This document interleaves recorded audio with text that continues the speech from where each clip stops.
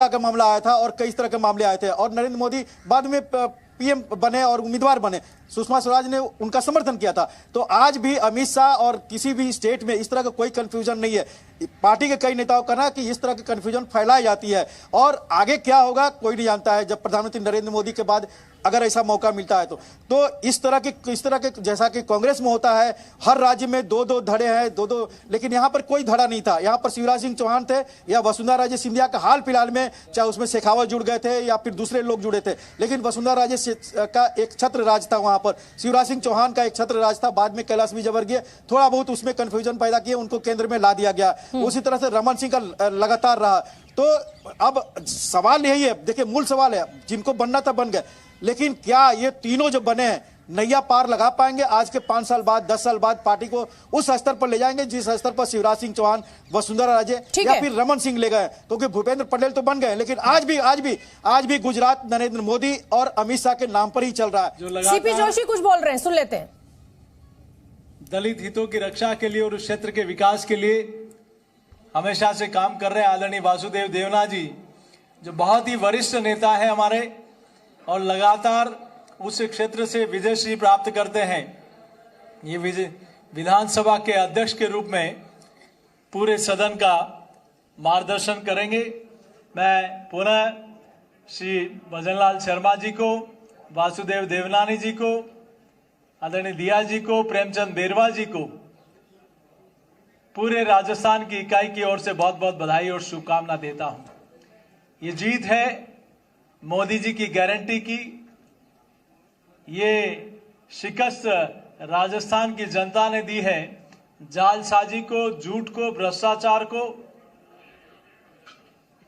और यह अटूट विश्वास जो भारतीय जनता पार्टी पे और आदरणीय मोदी जी के ऊपर राजस्थान की जनता ने व्यक्त किया है, उस विश्वास को निश्चित रूप से मैं नमन करता हूं राजस्थान की जनता का।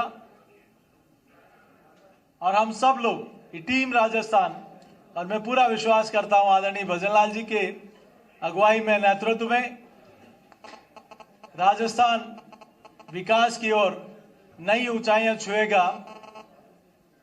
मैं पुनः अपनी ओर से, पूरे प्रदेश इकाई की ओर से, पूरे राजस्थान की जनता की ओर से मुख्यमंत्री जी, उप मुख्यमंत्री जी और विधानसभा के अध्यक्ष जी को अपनी ओर से बहुत बहुत बधाई और शुभकामना देता हूं।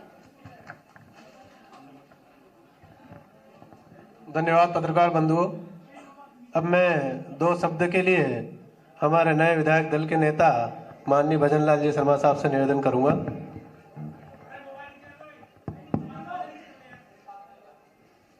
माननीय प्रदेश अध्यक्ष जी, सबसे पहले तो मैं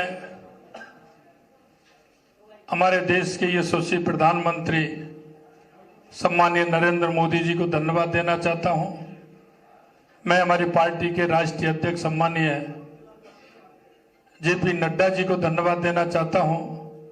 सम्माननीय हमारे गृह मंत्री अमित शाह जी को धन्यवाद देना चाहता हूं। हमारे रक्षा मंत्री सम्माननीय राजनाथ सिंह जी को धन्यवाद देना चाहता हूं। और हमारे पर्यवेक्षक महामंत्री हमारे सम्माननीय विनोद तावड़े जी, उपाध्यक्ष हमारी बहन सरोज जी, उनको भी धन्यवाद देना चाहता हूं। और जिन्होंने नाम का प्रस्ताव किया, हमारी पार्टी की राष्ट्रीय उपाध्यक्ष और पूर्व मुख्यमंत्री माननीय वसुंधरा राजे जी का भी धन्यवाद देता हूं। और माननीय प्रदेश अध्यक्ष जी का भी मैं तहे दिल से बहुत बहुत धन्यवाद देना चाहता हूं। हमारे प्रभारी माननीय अरुण सिंह जी का मैं बहुत बहुत धन्यवाद देना चाहता हूं। हमारे चुनाव के प्रभारी माननीय प्रहलाद जोशी जी, बहन विजय राठकर जी, हमारे संगठन के महामंत्री माननीय चंद्रशेखर जी, और मैं मेरे साथ उप मुख्यमंत्री बहन दिया जी और प्रेमचंद जी बैरवा जी को भी धन्यवाद देना चाहता हूं। और स्पीकर के रूप में जिनका लंबा अनुभव है, ऐसे वासुदेव जी देवनानी जी का भी मैं बहुत बहुत धन्यवाद देना चाहता हूं। और मैं इतना विश्वास दिलाना चाहता हूं कि राजस्थान की ये जो टीम है, राजस्थान के जो सभी हमारे विधायक हैं, निश्चित रूप से जो राजस्थान की अपेक्षा है हमसे, भारतीय जनता पार्टी से, हम माननीय हमारे यशस्वी प्रधानमंत्री नरेंद्र मोदी जी के नेतृत्व में हम राजस्थान का पूरी तरह से सर्वांगीण विकास किसी भी क्षेत्र में हो, निश्चित रूप से हम पूरा करेंगे। ये मैं आप सभी को विश्वास दिलाता हूं। आप सभी को बहुत बहुत धन्यवाद। सभी को नमस्कार। सादगी की मुहूर्त आदरणीय भजनलाल जी शर्मा साहब का बहुत बहुत धन्यवाद। अब आगे के कार्यक्रम निर्धारित है। मैं आप सबका बहुत बहुत धन्यवाद देता हूं। तो ये देखिए, आपने नए मुख्यमंत्री राजस्थान के भजनलाल शर्मा जी को सुना और उनका कहना है कि दिया कुमारी और प्रेमचंद बैरवा के साथ काम करेंगे। विश्वास आला कमान ने जो जताया है उसका भी आभार उन्होंने व्यक्त किया। तमाम जो विधायक हैं उनका भी आभार व्यक्त किया।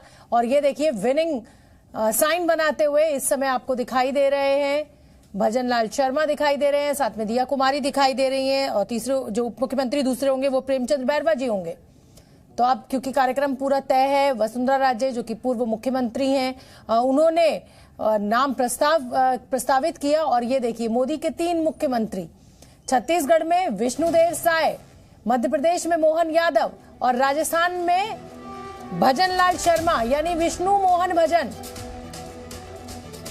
तो ये आप देखिए, ये कॉम्बिनेशन, तीनों ही चेहरे एक बड़ा सरप्राइज।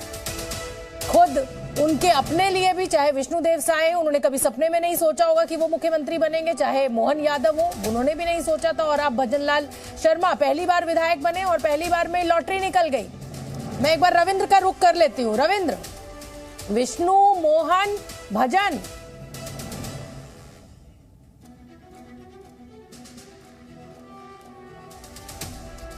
अंकुर, तीनों नाम, 3 बड़े राज्य, 3 सरप्राइज। अंकुर त्यागी, अब बिल्कुल सही कह रही हैं आप, क्योंकि ये सरप्राइज की उम्मीद मुझे नहीं लगता किसी को थी, क्योंकि इस सरप्राइज की उम्मीद किसी को थी, मुझे तो ऐसा बिल्कुल नहीं लगता है। मैं तो सुबह से यहाँ पर हूँ और पिछले 10 दिनों से इस ऑफिस में लगातार आ रहा हूँ। हर रोज का नियम है, भजनलाल जी आते हैं डेली अपने उन चर्चाओं के बीच में, जब मुख्यमंत्री कौन बनेगा, कभी को दिया कुमारी का नाम, पूर्व मुख्यमंत्री वसुंधरा राजे का नाम, गजेंद्र सिंह शेखावत, ये तमाम नाम चलते रहते थे और यह चर्चाएं चलती रहती थी इस ऑफिस के अंदर। और उस दौरान भी भजनलाल जी रोज आते थे, रोज का अपना यहाँ कार्यक्रम, एक सीधे साधा व्यक्तित्व, और उसी सीधे साधे व्यक्तित्व के तौर पर यहाँ पर आकर अपना काम क्या करते थे। और अब जब वो आए और आकर उन्होंने उनका जब नाम अनाउंस किया गया, ये अपने आप में मुझे नहीं लगता कि किसी के लिए भी इसको गैस कर पाना इतना आसान अरे अंकुर, खुद उनके लिए गैस कर पाना मुश्किल था। सिंधिया के जरिए पहले उनको प्रस्तावक बनाया, आप कह रहे हैं किसी और के लिए, यहाँ तो मुझे लगता है चाहे विष्णुदेव साय हो, चाहे मोहन यादव हो और चाहे भजनलाल शर्मा हो, इन तीनों ने खुद कभी सपने में नहीं सोचा होगा चुनाव लड़ने के पहले, चुनाव लड़ने के बाद, जीतने के बाद, कि ये मुख्यमंत्री बनने जा रहे हैं। तो मतलब ये तो बिल्कुल कंप्लीट एक जिसे कहा जाए कि सरप्राइज है, एक बहुत बड़ा जिसे कहा जाए खुलासा भी है कि भाई देखिए, आला कमान हम ही हैं और हम कुछ भी कर सकते हैं। ये संदेश भी है पार्टी को। देखिए, बीजेपी एक संदेश देने की बीजेपी एक संदेश देने की यहाँ पर कोशिश कर रही है, और जिस माहौल में बीजेपी ने ये नाम अनाउंस किया, वो तरीका मेरे को लगता है बाकी की जो पार्टी हैं जो अंतरकलह में की शिकार हो रही हैं उनके लिए एक नजीर है।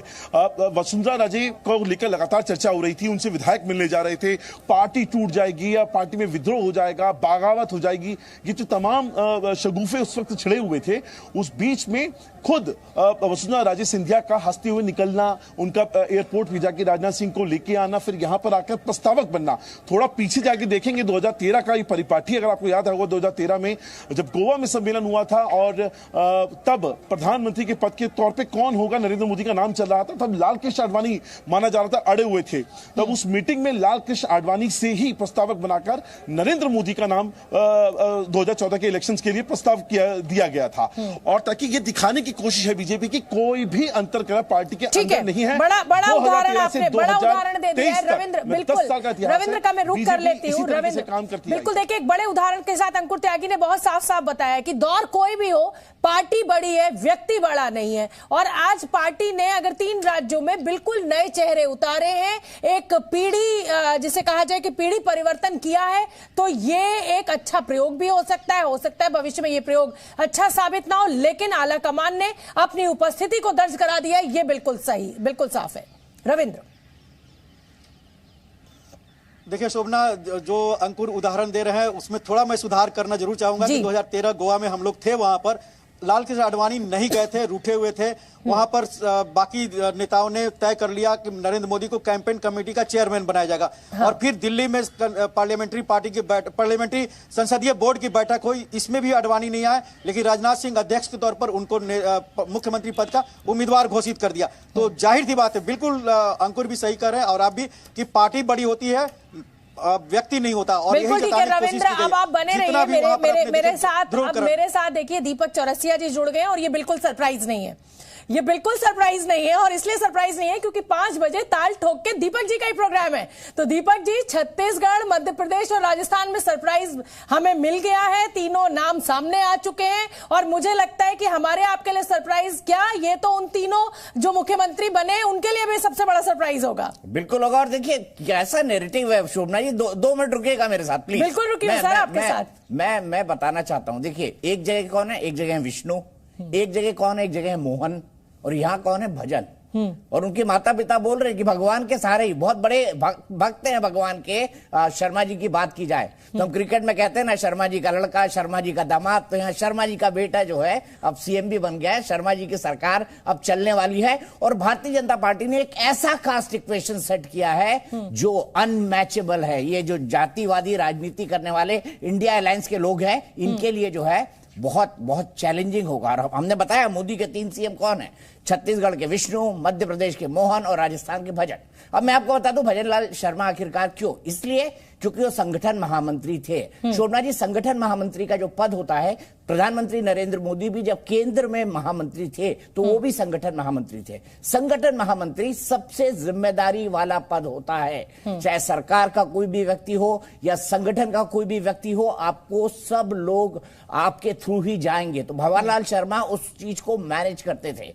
मोदी जी के लिए, अमित शाह जी के लिए, अगर अमित शाह के मंच पर किसी को पहुंचना है तो वो लोग बोलते थे भंवरलाल जी से बात करिए, वही ऑर्गेनाइज करा सकते हैं। तो एक बहुत महत्वपूर्ण पद थे। वो हर कार्यकर्ता को व्यक्तिगत तौर पर जानते हैं, 60 साल से नीचे हैं, नई पौध है और संगठन जिसको कहते हैं ना, आरएसएस, एबीवीपी, दोनों से वो जुड़े रहे, उनकी पृष्ठभूमि है। और बीजेपी में ऑर्गेनाइजेशन का जनरल सेक्रेटरी उसे ही बनाया जाता है जो आरएसएस की पृष्ठभूमि से आता है। तो ये तीनों नेता आरएसएस की पृष्ठभूमि से है। एक बड़ा अच्छा कास्ट जो रेनबो है वो बना रहे हैं भारतीय जनता पार्टी के लिए, क्योंकि जातिगत जनगणना का जो मुद्दा फेंका हुआ है बाकी लोगों ने, उसका काउंटर बीजेपी को करना है। और देखिए यहाँ पर और बहुत शानदार ढंग से किया। आप क्या कहेंगी शोभना जी इस बारे में? बिल्कुल, देखिए मेरे लिए ये बिल्कुल सरप्राइज है और मुझे जो सबसे ज्यादा जिस चीज ने इंप्रेस किया वो पीढ़ी परिवर्तन इतनी स्मूथली हुआ कि कोई नाराज नहीं हुआ, किसी ने पार्टी नहीं तोड़ी और बहुत ग्रेसफुली, चाहे वसुंधरा राजे हो और चाहे शिवराज